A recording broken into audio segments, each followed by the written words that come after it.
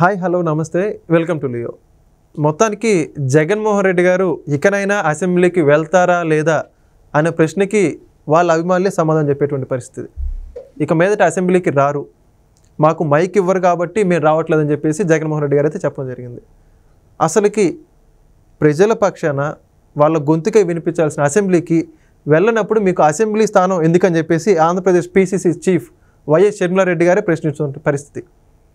అసలుకి జగన్మోహన్ రెడ్డి గారు ఎందుకు వెళ్ళట్లేదు, అసెంబ్లీలో ఏదైతే అధికార పక్షం చేసేటువంటి వ్యాఖ్యలు తట్టుకోలేకనా లేదా నిజంగానే మైక్ ఇవ్వలేట్లేదనా, ఇవన్నీ తెలుసుకునే ప్రయత్నం చేద్దాం. మనతో ఉన్నారు TDP state leader and spokesperson Suryadevalatha గారు.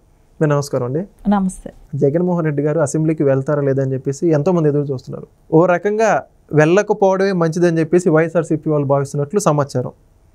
ఎందుకంటే గడిచిన 5 సంవత్సరం మనం చూసాం, అధికార పక్షంగా ఉన్న జగన్మోహన్ రెడ్డి గారు ప్రతిపక్షంలో ఉన్న చంద్రబాబు గారిని అసెంబ్లీ సాక్షిగా ఏ విధంగా ఇబ్బందులు పెట్టారు అంటే అందరినీ సస్పెండ్ చేసి ఆయన ఒక్కరిని ఉంచి అనేక విధమైనటువంటి పరుషు పదజాలం వాడడం, ఇవన్నీ కూడా ఇప్పుడు అవన్నీ జగన్మోహన్ రెడ్డి గారికి జరగడం మేము చూసి తట్టుకోలేమని చెప్పేసి వైఎస్ఆర్సీపీ వాళ్ళు అంటున్నట్టు వాదన వస్తూ ఉంది. నిజానికి ఆ విధంగా జరుగుతుందంటారు అసెంబ్లీలో? ఎందుకు వెళ్ళట్లేదు జగన్మోహన్ రెడ్డి గారు?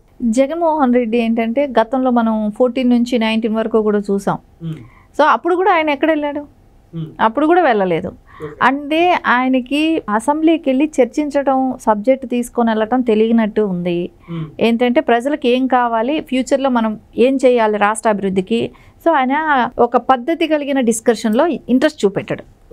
సో ఎంతసేపు మాస్ ఇది కావాలి, మాస్ అని అంటే ఇక్కడ ఏంటంటే చంపేస్తాం, కాల్ చేస్తాం, కొట్టేసేయండి. ఆయన బహిరంగ సభల్లో అవే కదా మాట్లాడేది. ఆ రాళ్లతో కొట్టండి, గన్నుతో కాల్ చేయండి అంటే అప్పట్లో చంద్రబాబు నాయుడు గారిని కూడా అలా మాట్లాడాడు, అలా మాట్లాడేవాడు. అలా మాట్లాడటం వరకు అది వరకే ఆయనకి నచ్చుతుంది.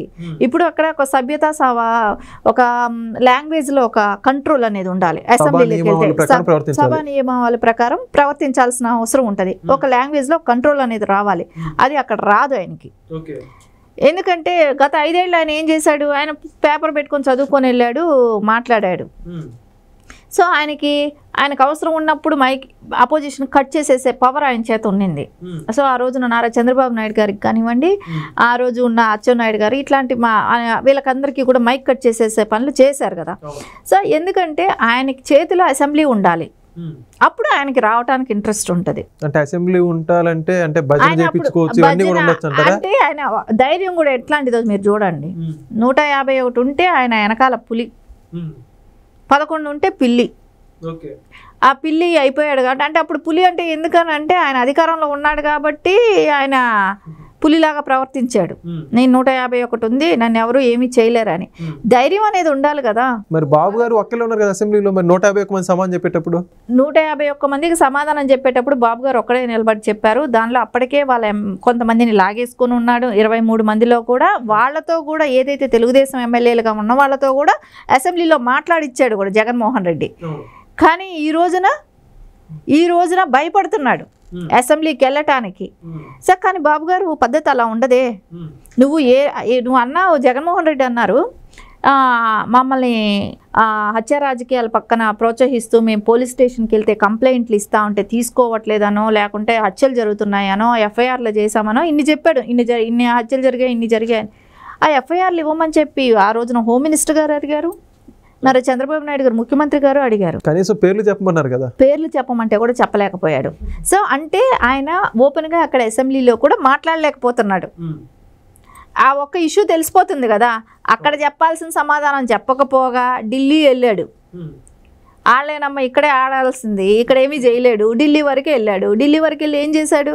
అక్కడ కూర్చొని నేషనల్ మీడియాని కవర్ చేస్తా లోకేష్ గారు రెడ్ బుక్ అని చెప్పాడు. ఆడ ఎవరు పట్టించుకోలేదు. మళ్ళీ తిరుగు టప్పాలో వచ్చి మళ్ళీ తాడేపల్లి ప్యాలెస్లో పడ్డారు.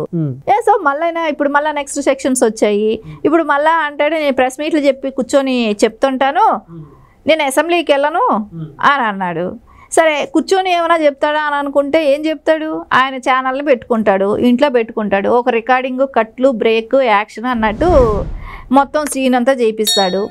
సో దానిలో ఆయనకు కావాల్సిన ఇది ఫుటేజ్ వచ్చే వరకు చేసుకుంటారు. దాన్ని మళ్ళీ ప్రెస్కి రిలీజ్ చేస్తారు. అంటే ఆయన ఎవరు కూడా క్వశ్చన్ చేయకూడదు కదా. సో క్వశ్చన్ చేస్తే చెప్పలేరు కదా. అంటే గత 5 ఏళ్ల పరిపాలన గురించి ఎవరైనా రేపు పొద్దున మీడియా వాళ్ళు క్వశ్చన్ చేస్తే అది కష్టం కదా ఆయనకి. అంటే అది కాదండి, ఒక పక్క ముఖ్యమంత్రిని ఇప్పుడు చంద్రబాబు నాయుడు గారిని నేరుగా వాళ్ళు చాలా స్వేచ్ఛగా క్వశ్చన్లు అడుగుతూ ఉన్నారు మనం చూసుకుంటే, డైరెక్ట్ సచివాలయంలోనే. మరి అంటే ఈయనకి ఎందుకంటారా ఇబ్బంది? ఎందుకంటే చేసిన 5 ఏళ్ళు దుర్మార్గమే కదా. సో 5 ఏళ్ళు చేసిన అక్రమాలు దుర్మార్గాలకి అన్నిటికీ కూడా ఈ రోజు బాబు గారిని మాట్లాడితే నువ్వేం చేసావనే మాట అయితే ఉంటది కదా. సో దానికి ఖచ్చితంగా సమాధానం చెప్పలేడు కదా. సో అందుకోసం ఆయన ఎంతసేపు అసెంబ్లీకి వెళ్ళటానికి ఇష్టపడడు. సొంత చెల్లెలే అంటుంది, ఇంట్లో కూర్చొని ప్రెస్ మీట్ పెట్టుకునే బదులు నువ్వు రిజైన్ చేయమని అడుగుతుంది. ఎమ్మెల్యేగా నీవు ఎందుకు ఉంటున్నావు, రాజీనామా చేయమంటుంది. దానికి సమాధానం ఎక్కడ? రాజీనామా ఎందుకు చేయలేకుండా ఉన్నాడు? రాజీనామా చేయాలిగా. ఇప్పుడు అట్లీస్ట్ పులివెందుల ప్రజలు ఒక రోడ్డు బాగాలేదనో, ఒక ట్యాప్ నీళ్లు లేవనో దేనైనా గురించైనా అడగాలిగా వెళ్ళి. సో పులివెందుల ప్రజలు ఒక ఎమ్మెల్యేగా ఓటేస్తారు. సో ఆ ఊర్లో బాధలు ఏమి ఉండవా? ఉంటాయి కదా. సో వాళ్ళకి ఏం కావాలో ప్రజల అవసరాలైనా చూడాలి కదా. నువ్వు ఒక వైసీపీ పార్టీకి అధ్యక్షుడివి, ఆ పార్టీలో ఉన్న వాళ్ళు మొత్తం ఆంధ్రప్రదేశ్ మొత్తం ఉన్నారు కదా. సో వాళ్ళ అవసరాలైనా నువ్వు అక్కడ ఏముందో ఏం కావాలో రాష్ట్ర వ్యాప్తంగా ఉన్న సమస్యలు ఏంటో తీసుకెళ్లాల్సిన బాధ్యత ఉంది కదా. అపోజిషన్ ఇస్తేనే వెళ్తావా? ఒక ఎమ్మెల్యేకైనా టైం ఇస్తారు కదా. అంటే వెళ్తే కదా తెలుస్తుంది, ఇస్తారు లేదో. ఈయన వెళ్ళడు, వెళ్ళకనే నాకు మైకీ లేదని అంటాడు. వెళ్ళి అడిగాడా? వెళ్ళి ఏమన్నా అడిగావా?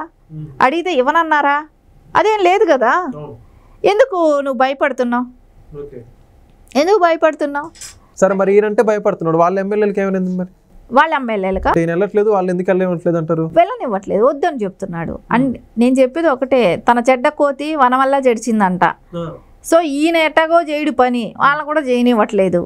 సో వాళ్ళు కూడా అందుకే కదా పక్క చూపులు చూస్తున్నారు పార్టీలు మారిపోవటానికి. సో ఇప్పుడు ఇక్కడ ఒక ప్రజలకి మనకి దేనికోసం అయితే, ఎందుకంటే రేపొద్దున వాళ్ళు మళ్ళీ రాజకీయ జీవితం ఉండాలి అనుకున్నప్పుడు అయితే వాళ్ళు అసెంబ్లీకి వెళ్ళాలి, చర్చించాలి. రేపొద్దున వీళ్ళు అసెంబ్లీకే రాని వాళ్ళు లోకల్గా వాళ్ళు ఏమైనా పనులు చేయగలుగుతారా? సో వాళ్ళకి అన్నప్పుడు ఖచ్చితంగా వాళ్ళ అసెంబ్లీకి వచ్చి వాళ్ళ నియోజకవర్గ బాధలే ఇబ్బందులు వాళ్ళు డిస్కస్ చేయాల్సిన అవసరం ఉంటుంది. అది వాళ్ళు రానప్పుడు వాళ్ళకి అవకాశాలు పోతాయి కదా. మళ్ళీ వాళ్ళ నియోజకవర్గ ప్రజలు వాళ్ళని ప్రశ్నిస్తే వాళ్ళేం చెప్పుకోవాలి సమాధానాలు? అదే కదా. వాళ్ళు రేపొద్దున వాళ్ళ నియోజక ప్రజలకు ఖచ్చితంగా అడుగుతారు, రేపొద్దున వాళ్ళ రాజకీయ భవిష్యత్తు ఏంటి, రేపొద్దున మేము మళ్ళీ వెళ్ళి ప్రజల్లో వెళ్ళి ఓటు అడగటానికి ఏ మొహం పెట్టుకొని వెళ్ళి అడుగుతారు? మీకు వేసిన ఓటుకే మీరు అసెంబ్లీకి వెళ్ళలేదే, భయపడ్డారు, ప్రజా సమస్యల మీద చర్చించలేదే, నియోజకవర్గం కావాల్సిన అభివృద్ధికి చూడలేదే, నీకు మళ్ళీ ఎట్లా ఓటేస్తామని అంటారు కదా. సో ఖచ్చితంగా అంటారు కదా. సో అలా అన్నప్పుడు వీళ్ళు ఏం చెప్తారు? సో ఇప్పుడు ఈయన ఎలాగో వెళ్ళాడు జగన్మోహన్ రెడ్డి, సో వాళ్ళని కూడా వెళ్ళనివ్వరు. అంటే ఈయన ఎట్లాగో నేను చెప్తాను, మీరు కూడా అంతే ఉండండి, నేను వెళ్ళలేదని చెప్పి మీరు వెళ్ళి మీ నియోజకవర్గాలు అభివృద్ధి చేసుకుంటారా? అది ఈయన ఆలోచన. సో మీరు వెళ్ళి మాట్లాడారనుకోండి, మీ నియోజకవర్గాలు అభివృద్ధి చేసుకున్నారనుకోండి, నేనైతే రాను, నేను ఈగో హట్ అవుతుంది. ఈగో అక్కడ మెయిన్, ఆయనకి ఈగో ప్రాబ్లం. సో నేను లాస్ట్ టైం 151 అదే కళ్ళ ముందు ఆ అసెంబ్లీలో కూర్చుంటే ఆ వాతావరణం అంతా ఆయనకి అదే కళ్ళ ముందు కనపడుతుంది. ఈ 5 ఏళ్ళు ఎలా విర్రవీగాను అన్నప్పుడు ఒక పులి గంభీరంలో ఉన్నానని అనుకుంటుంటాడు. కాబట్టి ఇప్పుడు పిల్లిలాగా నేను ఎలా ఉండగలగాలి అనే భయంతోనే వెళ్ళట్లేదని అనిపిస్తుంది. ఓకే, ఖచ్చితంగా చూద్దాం మేడం. ఇక మీదటైనా జగన్మోహన్ రెడ్డి రాబోయే 4.5 సంవత్సరాలైనా వెళ్తాడో లేదో చూద్దాం ఖచ్చితంగా. థ్యాంక్ యూ, ధన్యవాదాలు. Please subscribe to Leo news for more videos.